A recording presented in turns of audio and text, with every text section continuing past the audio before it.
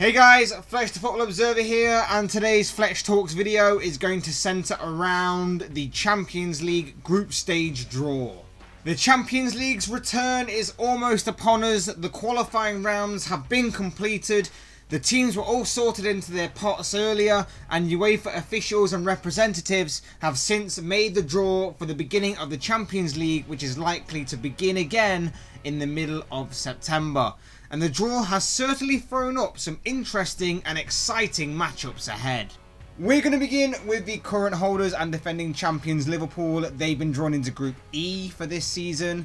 They will again clash with Napoli, who they met in the group stages last season as well, and will also face strong challengers against Red Bull Salzburg and Belgian champions Genk. This should be pretty straightforward. As a group, you'd expect Liverpool and Napoli both to qualify, whilst Genk and Salzburg will fight it out for third place, which will obviously mean that one of them will be dropped into the Europa League. Napoli away will provide a tough test for the Reds, as it did last season, and it will be likewise for the rest of the group, but no one wants to go to Anfield either. But as I say, this one is one of the more straightforward groups to predict, you'd think. Next, we're going to focus on last year's runners-up Tottenham, and they've been drawn against German giants Bayern Munich, Greek club Olympiacos and Red Star Belgrade in Group B. This one is an interesting group, but again should be fairly predictable in the sense that Bayern and Spurs should qualify for the next round of the competition, whilst Olympiacos and Red Star will scrap for a place in the Europa League. Red Star will be a tough place to travel, as Liverpool found out last season. A trip to Greece won't be easy either, but the mouth-watering tie of this group is of course Bayern versus Spurs, which should be an exciting watch nonetheless.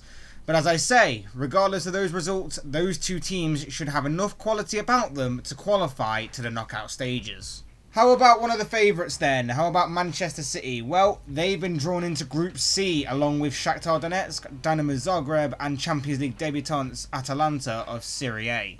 City receive a fairly straightforward group here. They've met Shakhtar a few times down the years, and whilst the trip to the Ukraine isn't ideal, the quality of team could have been a lot more difficult for Pep Guardiola's side.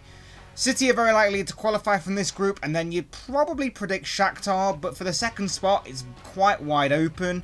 Zagreb would be a tough place to go, and first timers Atalanta could prove to be tough opposition than what most people think. So besides City, the group could finish any which way. And rounding off the English teams, we have Frank Lampard's Chelsea, who make their return to club football's biggest competition by being drawn into Group H. Last year's Europa League winners will face last year's Champions League semi-finalists Ajax, Spanish club Valencia and French club Lille within their group. This group is certainly a group of death if I ever saw one. Chelsea are in the process of rebuilding, of course. Ajax have had the heart of their team taken away from them during the summer transfer window, but they always have a plan to rebuild themselves. Valencia, you know what you're going to get from them. Strong at home and a tough side to break down. And Lille have got some good young players coming through their ranks. They all have different aspects that highlights each side's quality, and this group could finish any which way. I'm going to stick my neck out on the line though and say that Ajax will go through along with Chelsea. I think they'll just manage to scrape through, although Valencia going through wouldn't surprise me at all.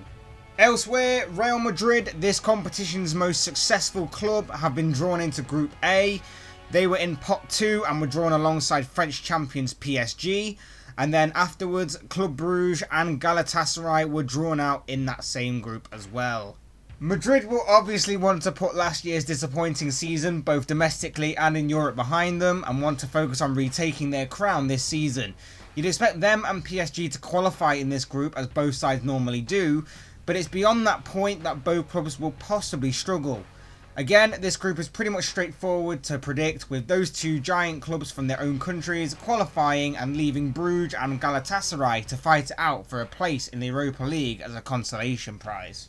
What about Lionel Messi and Barcelona? Well, they'll go up against the likes of Borussia Dortmund, Antonio Conte's Inter Milan and Slavia Prague in Group F. Barcelona, like Real Madrid, will want to put last year's disappointment behind them, especially with the way that they held a good position of reaching the final given their first leg performance against Liverpool in the semi-final. This, however, will be tough. The Spanish Giants have wanted to rebuild their squad and have faced several issues over the summer in doing that, and there will of course be mental challenges that will later come in this competition. But you'd have to think that for the short term, they, along with Dortmund, will qualify from this group. Of course, Inter could be thrown into the mix as well, but I'm predicting Barcelona and Dortmund will qualify, and Inter will drop into the Europa League, and Slavia Prague, unfortunately for them, are just there to make up the numbers in this group. Next we come to Cristiano Ronaldo's Juventus, and they were drawn into Group D, and they'll be clashing with Atletico Madrid, Bayer Leverkusen and Lokomotiv Moscow. Juventus have strengthened their ranks this summer and could be dark horses to go on to win this competition. They should have no problem in qualifying from this group, and then you look at the rest of the group and you'd have to say that Atletico should join them in the knockout stages. Leverkusen should make it into the Europa League spot, and Lokomotiv Moscow will be the ones out of European football by the end of this round.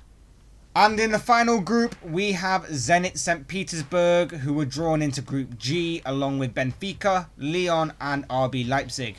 Every year there seems to be one group that is extremely open, and this year it's Group G. Zenit, Benfica, Lyon and Leipzig are all in the mix for this group, regardless of the order they were put in by their respective pots. Zenit in Russia is always a difficult place to go. Benfica have had a lot of outgoings to big players this summer and in the process of rebuilding. Lyon have a good young squad building up, mixing in with some established stars, and Leipzig are the growing trend in Germany. It's a tough group to call this one, it's so open, and I have to say that my prediction is that Lyon and Benfica will just make it into the knockout stages, but anything is possible in this group. And that wraps up this video on this season's Champions League group stage draw. But of course, this is just one man's thoughts and one man's opinions on this particular topic. So I want to know what you think. What did you make of the draw? Who will qualify from their respective groups? Which team will provide us with a bit of a shock this season? And who do you think may go on to win this competition? I'd love to read your thoughts, comments and opinions down below in the comments section. Otherwise, hit that like button on the way out if you enjoyed the video, subscribe if you're new or want to see more content like this. Both things would be greatly appreciated. And as always, thank you all so much for watching and listening. I've been Fletch the Football Observer. This has been another Fletch Talks video, and I will see and speak with you all again soon in another video.